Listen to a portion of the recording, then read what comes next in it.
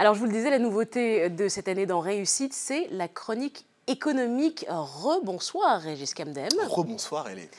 Puisque nous sommes dans une spéciale formation, Régis, vous allez distribuer quelques bons points. Avant cela, une question. Les grandes universités anglo-saxonnes sont-elles en train de partir à la conquête de l'Afrique? Je vous laisse juger. La prestigieuse université américaine Carnegie innove il y a 2 ans en étant la première à installer un campus sur le continent. C'était au Rwanda. D'ailleurs, l'été dernier, elle diplôme un certain nombre d'ingénieurs en technologie de l'information. Autre exemple, l'université britannique Oxford qui, cette année, double la proportion d'élèves africains dans son cycle MBA, avec une innovation, des cours spécialisés sur le business en Afrique. Slogan: former des élites africaines au service du continent. Good job. De Londres, vous nous emmenez à New York, Régis. Il y a 1 an, nous avions diffusé un portrait de Mo Ibrahim, le célèbre milliardaire soudanais qui a fait de la bonne gouvernance son cheval de bataille. Eh bien, son nouveau combat, il le mène grâce à l'Africa Center, qui a ouvert ses portes à New York en septembre dernier. La mission du centre: promouvoir les échanges entre l'Afrique et le reste du monde au niveau culturel, politique et économique. Alors, je précise que l'Africa Center est situé à quelques encablures seulement des Nations Unies. Mo Ibrahim ambitionne d'en faire la première institution citoyenne africaine au monde. Et Mo Ibrahim, qui a de la suite dans les idées, n'a plus à le prouver. Dans le domaine du mobile banking à présent, le boom du secteur fait des envieux.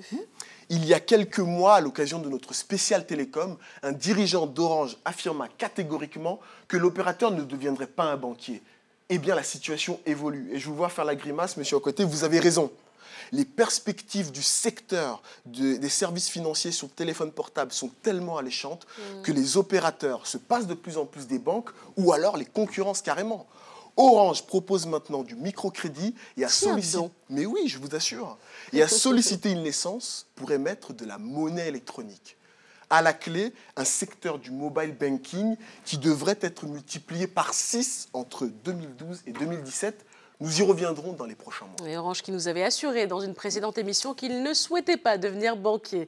Alors le résultat, j'imagine, c'est que le marché des smartphones s'envole. Tout à fait, plus 50% d'augmentation cette année, ce qui fait de l'Afrique la région à plus forte croissance.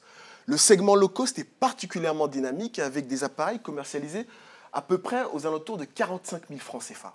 On assiste donc à une démocratisation de ces équipements qui entraîne une révolution des usages en Afrique. Grâce à eux, on peut consulter de plus en plus de la vidéo, de la télévision et bien entendu des réseaux sociaux. Et puisqu'on parle de réseaux sociaux, sachez que Facebook s'intéresse de très très près à l'Afrique.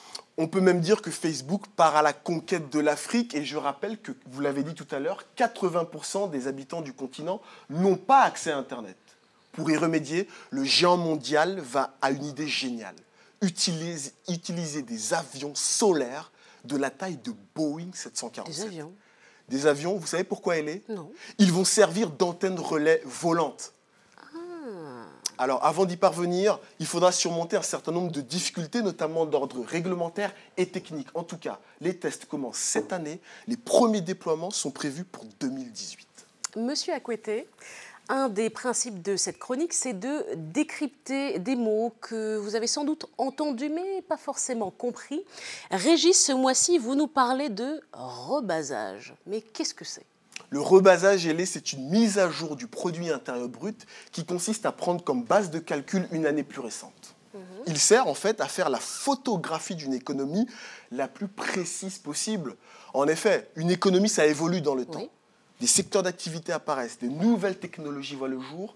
Il faut donc faire des changements. Le rebasage nous permet de garantir la fiabilité du produit intérieur brut. Alors les comptables nationaux, théoriquement, doivent l'effectuer tous les 5 ans.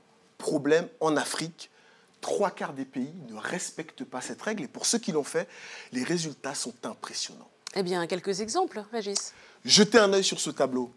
C'est le Regardons. dernier classement des économies africaines par PIB. J'ai volontairement, monsieur Akouate, enlevé le Maghreb. En tout cas, ça ne change rien pour les 2 premiers de la classe. L'année dernière, suite à son rebasage, le Nigeria devient le premier du podium, la première économie du continent. C'est comme ça qu'on est passé devant l'Afrique du Sud. Exactement. Une révision du PIB après rebasage de 90%. Vous vous rendez compte? Une économie quasiment doublée. Autre exemple, celui de la République démocratique du Congo qui, en 2012, quand elle publie les résultats du rebasage, une hausse du PIB de 65%. Ici, nous pointons du doigt l'un des gros problèmes de l'Afrique, si je puis me permettre, c'est la mauvaise qualité des statistiques. À titre de comparaison, quand un pays comme la France fait son rebasage, la variation du PIB est de l'ordre de 3%. La moyenne en Afrique, c'est 30%. Alors, on a bien compris ce que c'est que le rebasage. Maintenant, ce que j'aimerais savoir, c'est ce que ça change concrètement pour un pays. On peut citer deux effets positifs. Premièrement, ça améliore la note d'un pays auprès des investisseurs étrangers. Ah, ça, c'est important. Ce n'est pas négligeable. Pour prendre leurs décisions, ces derniers s'appuient notamment sur un ratio de type PIB par habitant. C'est celui qui s'affiche. Et donc, quand ce ratio s'améliore, ça attire davantage d'investissements directs étrangers. Deuxième effet positif, c'est l'amélioration des capacités de financement des pays qui dépendent notamment du ratio dette publique sur PIB.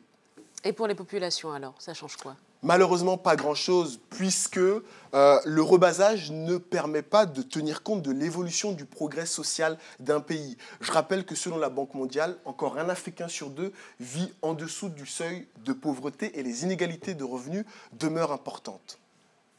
Merci beaucoup, Régis. On se retrouve le mois prochain pour un nouveau décryptage de l'écho africaine.